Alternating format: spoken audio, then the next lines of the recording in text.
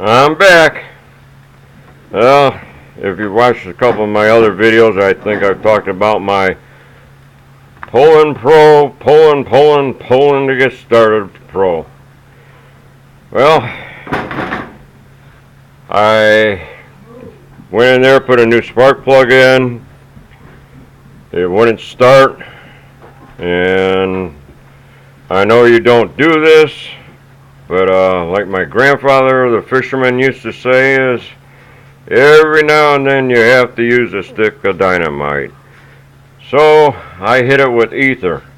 I hit it with ether quite a few times, and it's still no spark. So the only thing I could think of is a starter modular is bad. Well, when I pulled the modular off, and sorry to say it, I'm a terrible welder, so that's why you didn't see, or I'm a terrible solderer. I can weld, but I can't solder. So I didn't film me soldering this. It took me twice as long as anybody else would, and that would just be an embarrassment for me. So this part here fell off of this, right here at where the forms a 90-degree angle. And I don't know anything about small motors, so but I like to work on anything that's broke. My theory is if it's broke, you can't break it any more than it's broke. So you might as well give it a try to fix. So I went in there and I thought that this is a ground somehow, someplace, wherever. And this part here was loose, so I went in here and I soldered it. And now I'm going to reassemble the whole thing.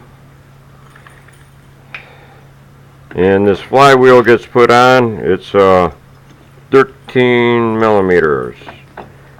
And there's a keyway in there that you want to line up. They say it's 13 millimeters, which is just a little bigger than a half inch, if I remember correctly. I don't know my millimeter. Now there's a couple ways you can take this on or take it off. Pull your spark plug out here, and a lot of people pack rope, string until they fill up the cavity there. That way there, when you go to either loosen or tighten it, the piston won't go up or down. It locks it in place. That's one way to lock this to get a nice fit. But I'm not going to go through that. What I do, and I know this isn't right, because I could break a fin off. But if you're kind of careful, you'll be okay.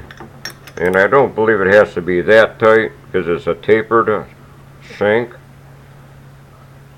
Well, that's about as tight as I'm going to get it there. Now, come back in here and reinstall this. You're seeing this live. I don't know if it's going to start.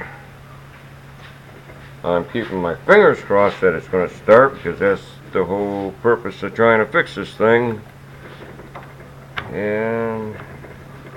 But unfortunately, prior to all this, I went out and bought another chainsaw, not knowing if this was going to work or not. And I'm having a tree cutting party tomorrow. Well, not tomorrow, today. And I'd look awful silly if I was the only one up here that didn't have a chainsaw on my property, while other people are using their chainsaws to cut up my wood and doing me a big favor. So, let me see, I went out and bought another one, which I really like the new one too.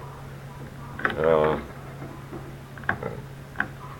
suppose people are kind of wondering what it is. It's hate to say it, but I don't have $300 to put out for. I really like the Echo, but I don't have $300 to put out for a chainsaw that I won't get that much, well, I'll get a lot of use out of it, but just more money than I wanted to spend right now. And so I bought a cheap one, cost me $100, which I tell you that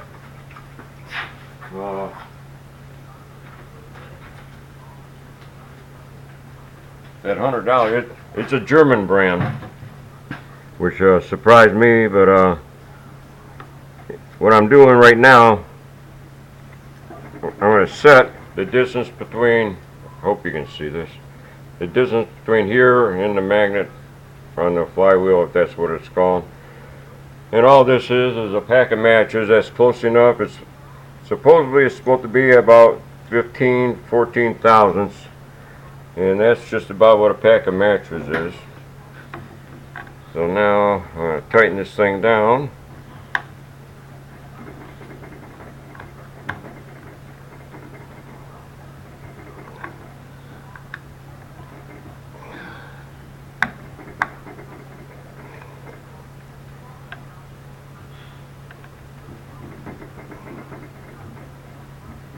Like I say, you're seeing this all live, no editing. If it works, it works. If it's a failure, well, you're going to see a failure. And I'm kind of thinking I'm right on the money on that. Okay, I got that set. Now, I'm trying, hope I'm keeping you in, what you call it, a frame. Put this on. We'll have to make sure it's in the right spot.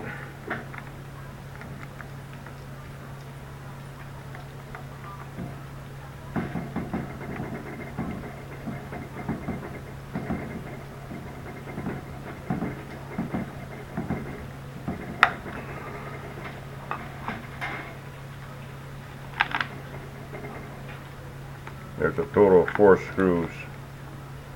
They're a Torx. I don't know the size of the Torx, but it also has a flat on it for flat, to be able to use a flat screwdriver, which is really nice because a lot of people still don't have a Torx.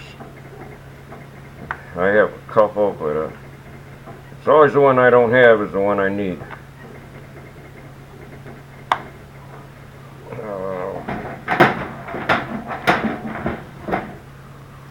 Yeah, I'll tell you what, that's all the screws I need in there. Now what I'm going to do is just going to be the first firing of it.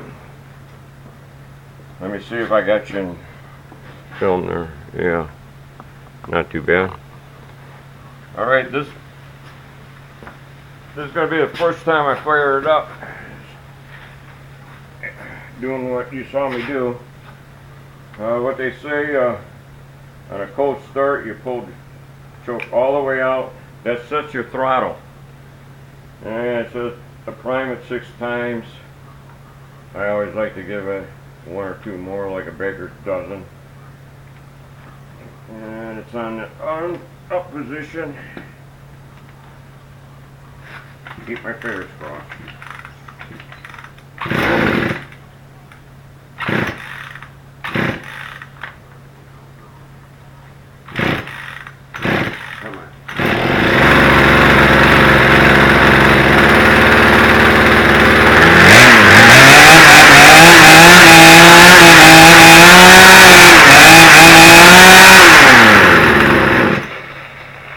Well, I did it. It all went back together. You saw how many times I had to pull it. In the beginning there, I just gave a couple short pulls to get gas going into it. Well, I could have saved myself $100, but at least I've got 2 chainsaws. If somebody else wants to come up and they don't have one and they volunteer to help me, then I've got a chainsaw for them to use. Well, as always, my videos are free. Thank you for watching.